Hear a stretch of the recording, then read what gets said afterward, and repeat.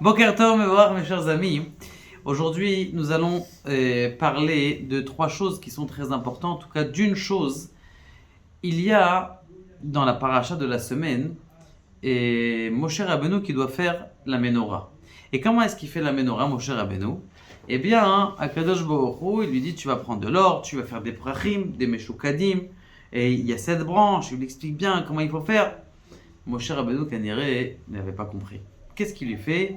Il lui montre une grande menorah dans le ciel. Il lui dit comme ça, voilà, c'est comme ça que tu dois faire. Très très bien. Bon, Moshe Rabbeinu Kaniré, il n'avait pas encore compris. Il dit écoute, bon, laisse tomber. Moshe Rabbeinu prend un plaque d'or, tu jettes dans le feu, je te la sors moi. Ok? Ok, très bien ce qu'il a fait Moshe Rabbeinu. Il a pris une plaque d'or, il a jeté dans le feu, il a ressorti. C'était une menorah magnifique avec un miracle extraordinaire parce que comme vous le savez, l'or c'est très mou, c'est aussi mou que le plomb. Et donc c'est pas possible que c'est censé tenir, les branches elles sont pas censées tenir. C'est pour ça qu'on appelle aujourd'hui le 20 carats, 18 carats, toutes ces choses-là. Parce qu'il y a des mélanges à l'intérieur de bronze et d'autres matériaux. Et donc c'est la raison pour laquelle, eh bien il y a un miracle du fait que Bichal, la menorah, elle est encore, d'ailleurs la menorah vous savez qu'elle est dans le nord. Dans un kfar, elle est cachée dans le nord. Elle n'est pas avec tous les autres ustensiles sous le Beth Amikdash. La vraie menorah, elle n'est pas non plus au Vatican. Je t'ai parlé dernièrement, il y a peut-être quelques mois de ça, avec Rabbi Haim Pinto Shlita, le rav de Ashdod. Eh bien, il a dit qu'une fois il était au Vatican, il y avait quelqu'un qui connaît qui l'a amené au Vatican, qui l'a amené dans un autre Vatican. Et le nouveau Vatican aujourd'hui, c'est un Vatican qui est nouveau. Et avant, il y en avait un autre Vatican. Il est à 70 km du Vatican. Et il a dit, là-bas, ils l'ont descendu dans des chambres, ils lui ont montré la menorah. Il a dit que ce n'était pas la menorah du Beth Amikdash, parce qu'elle est un peu plus basse. Selon les mesures qu'il a vues, il a dit que ce n'était pas celle-là, même si elle était très belle, verroulée. Kaniré, c'était une des autres menorotes que Shlomo Ameler qu'il a fait. Il avait fait d'autres menorotes, à l'exception de la menorah que Moshe Rabbeinu lui-même avait fait, et que celle-là, elle est dans le nord d'Eretz Israël, cachée dans un endroit. Et il y a 500 ans, on savait encore exactement où elle était. Et elle était gardée par elle était gardée. Maintenant, le Inyan, il est comme ça. Il est, si Moshe Rabbeinu, le Sfat Emet, il pose la question. Il dit, si Moshe Rabbeinu, d'accord, il n'allait pas faire la menorah, pourquoi est-ce que tu l'expliques? Il faut des fleurs, il faut des boules, il faut creuser, il faut que ça soit un... Pourquoi tu as besoin de lui expliquer tout ça, Moshe Rabbeinu? Tu n'as même pas besoin de lui montrer. Moshe Rabbeinu jette, ça y est, je vais m'occuper de tout. Pourquoi tu as besoin de lui expliquer comment on fait? Et combien de détails? C'est trop compliqué. Ok, c'est trop compliqué. Akadosh Baruch Hu, c'est lui qui va faire par miracle. Elle tient encore par miracle. Pourquoi est-ce que tu le montres à Moshe Rabbeinu? La réponse, elle est comme ça. Elle est dans notre vie. Si on veut réussir notre vie, il y a un triangle. C'est quoi le triangle? Le triangle sur lequel il y a la famille en bas, ta construction personnelle et ton business. La famille en bas, c'est ce qui est le plus important dans ta vie. D'accord? C'est eux qui vont te tenir.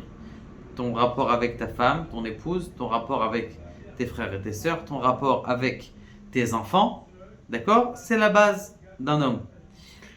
Maintenant, un homme, il doit avoir un rapport avec lui-même, avec son être, avec sa construction personnelle. Il doit se construire personnellement. Étudier la Torah, encore apprendre, se perfectionner dans son métier, continuer à avancer, faire des ishtalmouyot, continuer à avancer, que ce soit dans la Torah. N'importe quelqu'un, il doit se construire son monde psychologique, construire sa vie, construire sa personnalité lui-même. Il a un diamant, au début de notre vie, il nous a donné un diamant. On peut dire même une menorah, et on doit la tailler au fur et à mesure. Et une dernière chose, c'est quoi? C'est le business. Combien de temps un jour, combien d'heures un homme il est sur son travail? Il est 8 heures par jour sur son travail. D'accord? Malheureusement, celui qui fait pas, il prend pas ce triangle dans ses mains. Eh bien, qu'est-ce qui se passe?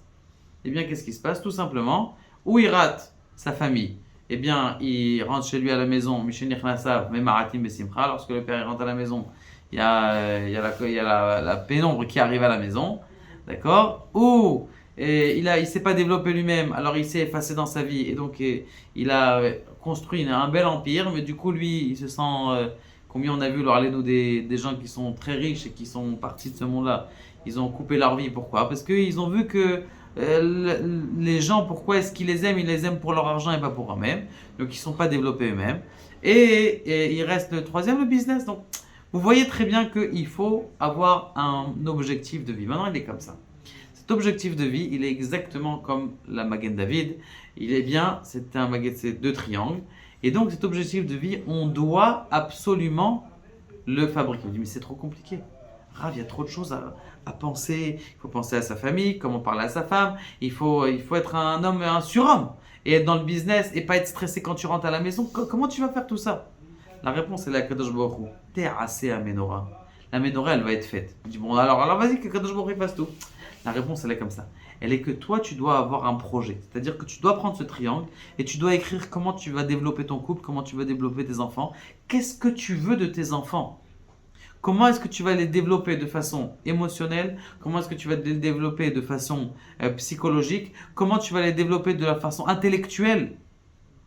Pourquoi est-ce que vos enfants ne seraient pas des grands génies? Pourquoi pas? Donnez-leur les moyens. Pourquoi est-ce qu'ils n'apprendraient pas la musique? C'est dommage, c'est dans l'enfance. On les laisse devant un truc, ah ça va, ils sont calmes, c'est bon. Ils sont devant un téléphone. Pourquoi vous les rabaissez à ça, vos enfants? Ah, il va être un pro en Tetris, génial.